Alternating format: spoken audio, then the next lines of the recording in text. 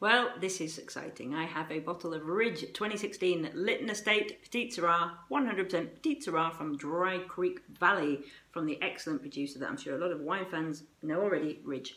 If you're interested in winning this bottle, please go to the prior post and enter the competition there. You can win the bottle and 6 WSET glasses. If you're interested to learn more about Petite Sirah and Dry Creek Valley, I won't tell you too much about Ridge. I'm sure you know loads about Ridge already.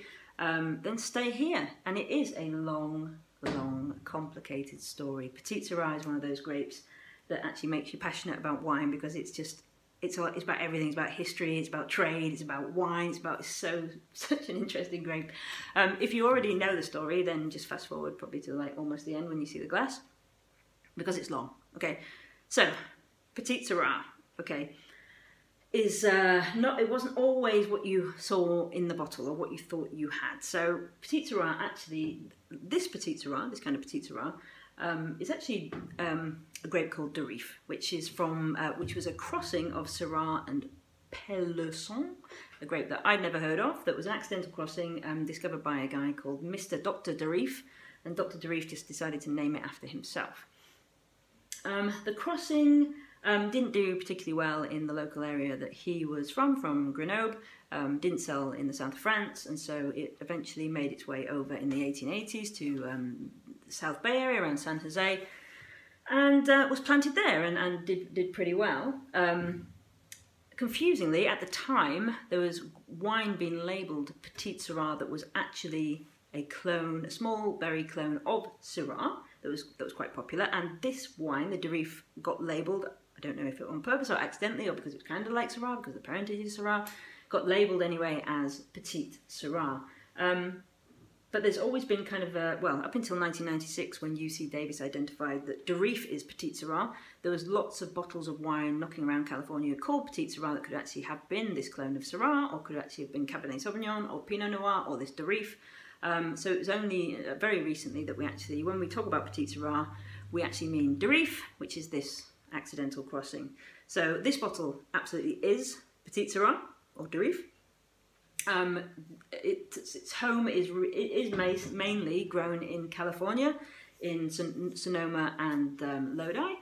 You can also get Durif from Rutherglen in Australia, and Petite Sirah is having a bit of a resurgence in Israel. It's doing pretty well there, and as well as a varietal wine. People will know Petite Sirah more, especially in the US, as a blending wine. It tends to add a lot of body. It's got very tannic.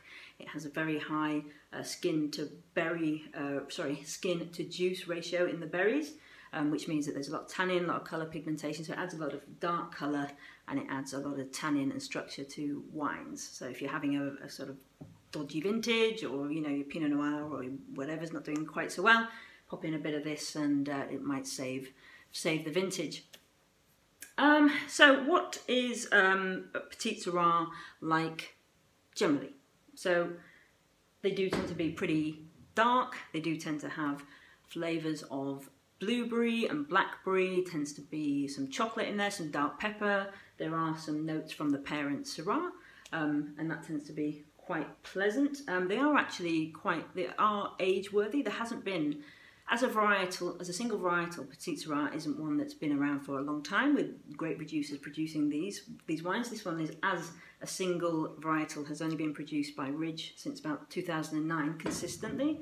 But there's been some talk in the last sort of couple of years about how good these wines are with 20-30 years on the clock. They actually evolved some really nice tertiary characteristics. They're a little Nebbiolo-esque, quite ethereal, and that's quite interesting. So if you do win this wine, hang on to it for 30 years, because Ridge are an absolutely fantastic producer, and we might find that we have something really special on our hands. So Dry Creek Valley then, that's so if you kind of, I think it's northwest of Hillsburg. It's in northern Sonoma County. It's known for, it's more, not really so much for Petite Sirah, more for Cabernet Sauvignon and Zinfandel, although there are producers now producing some nice Pinot Noirs. It's famous for a few different producers. Obviously Ridge is a big name there. You've got Zagezio and Mazzocco, sorry for my Italian accents, Papa Pietro Perri and Chiavera, or Quivira, sorry, my pronunciation for these Italian names is not great. They do some really good small production wines that would be worth checking out. Dry Creek Valley. Yeah, it's a place of growing repute, and there's some really good wines there. So what do you need to know about this wine in particular? So on the last post you would have seen it. It was 94 points by Antonio Galloni, very well respected wine critic. About £45 or $42 you can buy it for. This one is 100% Petite Sirah, but in some vintages, in the next vintage after this, 2017, there was a splash of Zinfandel added to it. Those two tend to go pretty nicely together. Oh, the alcohol was how much? Oh, this one's a little less. So the 2017 is 13.8, this is 13.5, and only spends 1 year in oak, which might be surprising. Obviously, a lot of California wines spend a long time in American oak. This only spends a year and only 10% new oak. The reason being it's already a tannic monster from the type of wine, the berry already has a lot of tannin content already, so you need to not add more tannins to it. So let's taste it. Let's see what you could win. What are we looking at? This is a very dark purple. So when you kind of want to know how densely something is coloured, if you can see your fingers through it, that would tell you that it's not opaque. At least I can't see anything through it. It's just a black hole. It's just so dark. It's one of the deepest coloured wines that what we've had on this series anyway. On the nose, it's sort of a moderate intensity. It's not super intense, but the notes there are very clear. There's really very concentrated blueberries and a kind of cocoa dusting, like a layer of cocoa on there. It's very concentrated. This kind of dense fruit, maybe a bit raisiny as well. And some sort of crushed black pepper. It's on the palate.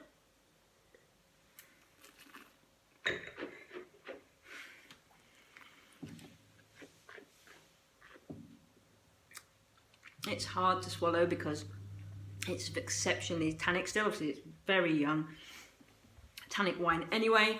But there's good acidity that comes through, which kind of saves that. So you can still drink this wine young. It does have good acidity. Again, very concentrated dark fruit flavours, almost raisined, and a good length on the finish as well. It's not too hot, the alcohol is held in check, so nice balanced wine that it would be really interesting to see if in 30 years it's going to go kind of Nebbiolo. That would be it's one to see. I definitely would recommend it if it's 94 points, maybe a touch. I wouldn't quite go that high, close to that, but I would certainly, now I've read all about how well they age.